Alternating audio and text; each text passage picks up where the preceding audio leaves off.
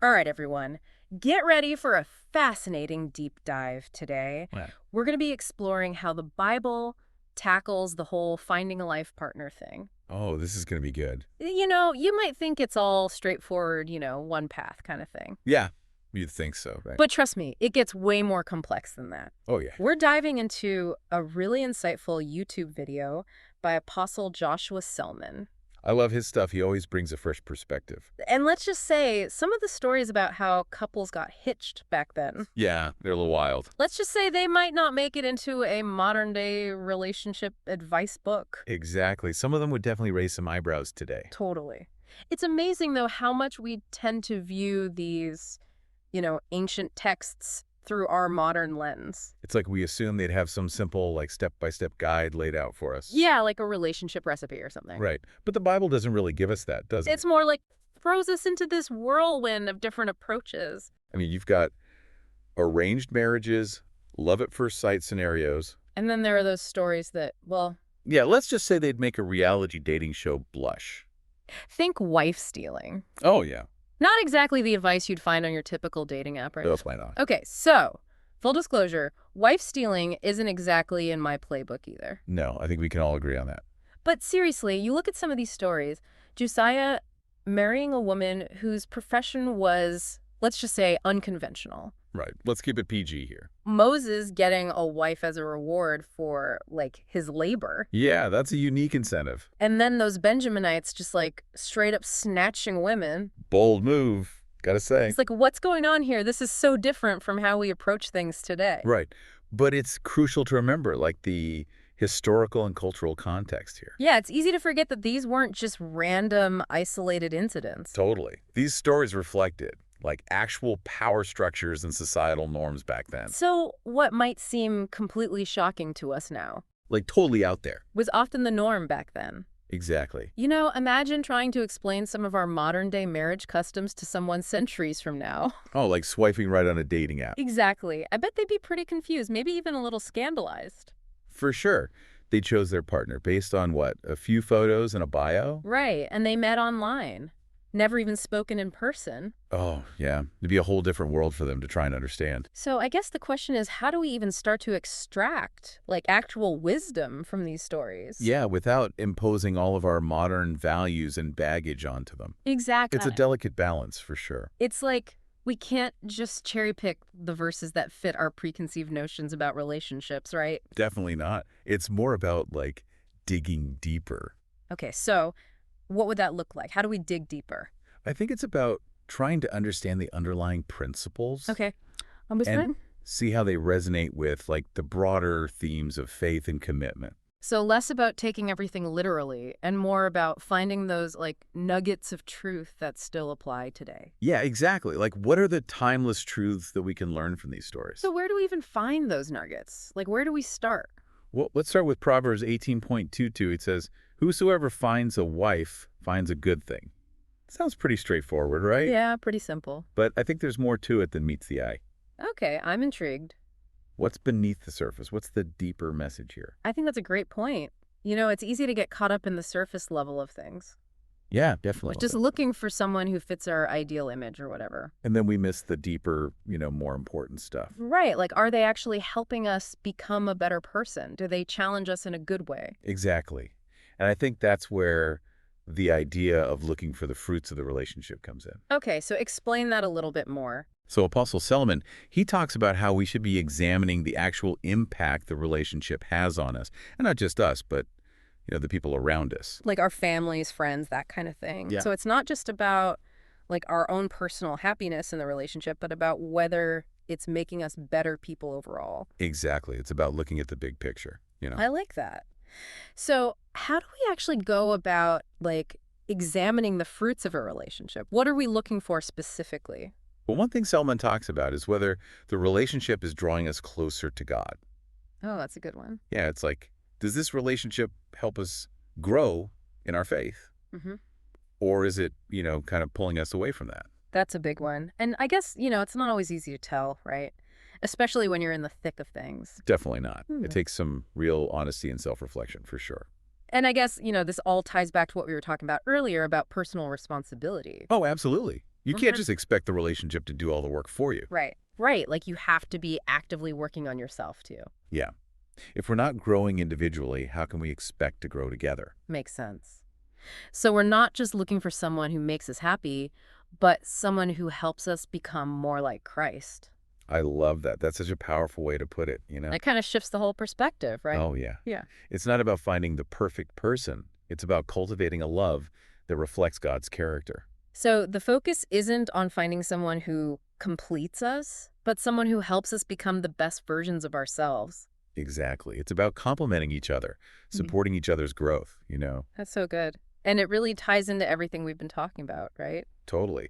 All this stuff, the effort we put into finding a partner, being discerning, counting the cost, seeking God's guidance, it all leads to this. To a relationship that bears good fruit. Exactly. And it's not about finding a fairy tale romance. No, it's about something much deeper. Yeah, like something real, something that lasts. A love that's rooted in shared values, respect, and commitment to growing in your faith together. Absolutely.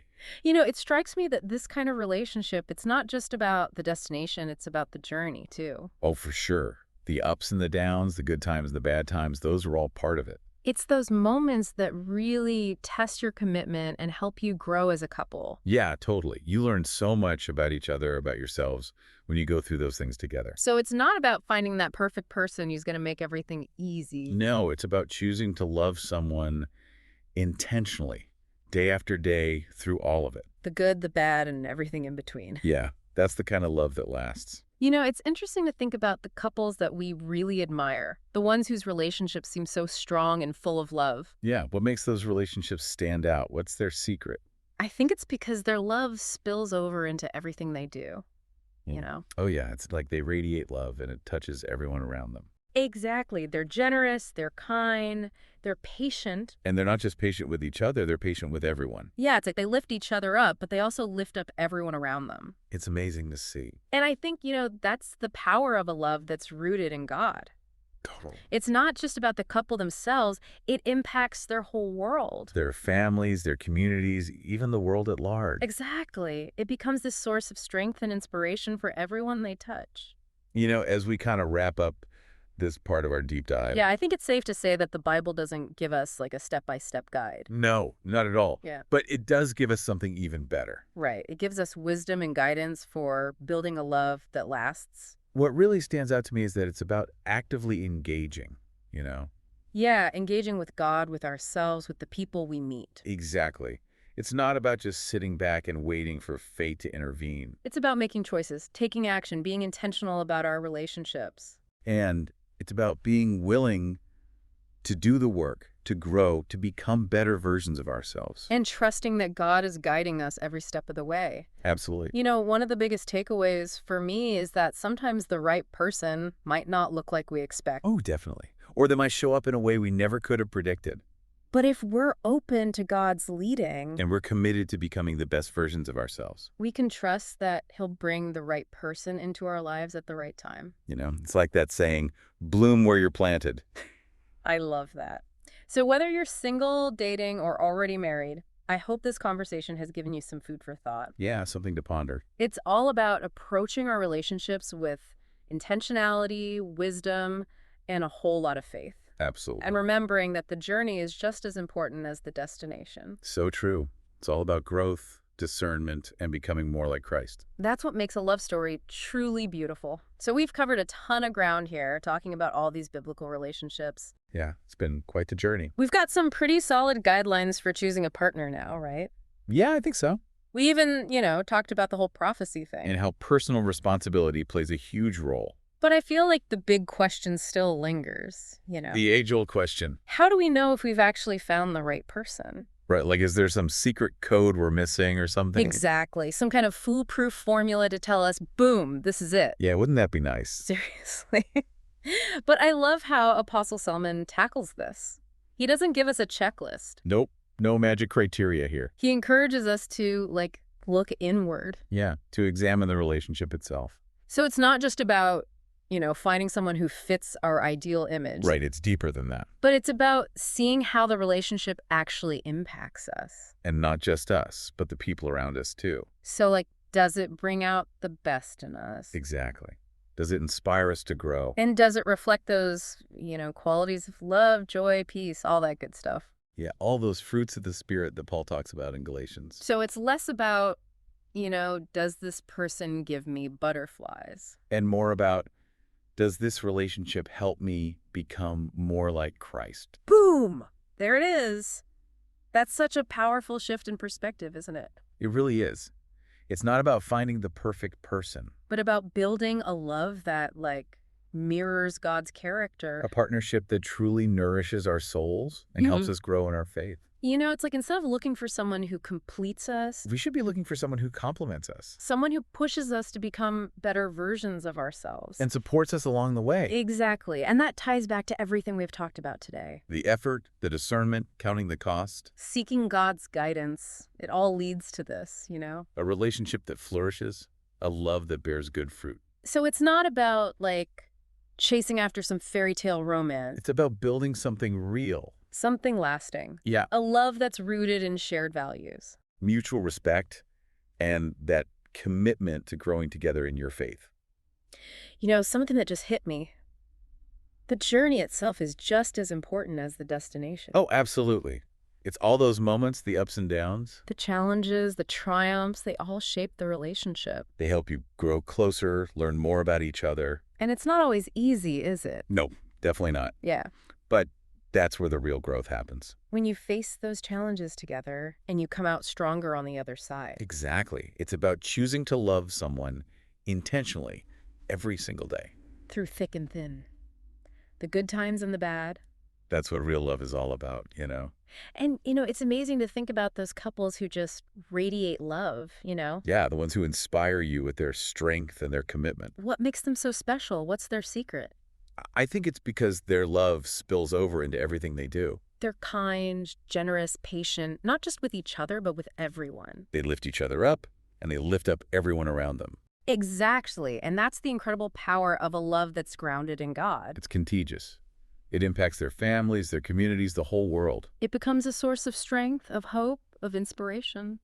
And so as we wrap up this deep dive, It's been quite a journey. we've explored a lot. I think it's clear that the Bible doesn't offer a simple recipe for finding the one. No, but it doesn't hand it to us on a silver platter. But it does offer something even better, right? Oh yeah, it gives us wisdom, guidance, and a framework for building a lasting love. And one of the biggest takeaways for me is that it's not about passively waiting for fate to intervene. Right, it's about actively participating, Engaging with God, with ourselves, with the people we meet. making wise choices, seeking discernment, being willing to put in the effort. And trusting that God is guiding us every step of the way. So whether you're single, dating, or already in a committed relationship, I hope this deep dive has encouraged you to think differently about your relationships. To approach them with intentionality, wisdom, and a whole lot of faith. Remember, the journey is just as important as the destination. It's about growth, it's about becoming more like Christ, and it's about building a love that reflects his heart. That's it for this deep dive, folks. Thanks for joining us. Keep exploring, keep growing, and keep seeking God's guidance in all your relationships. Until next time.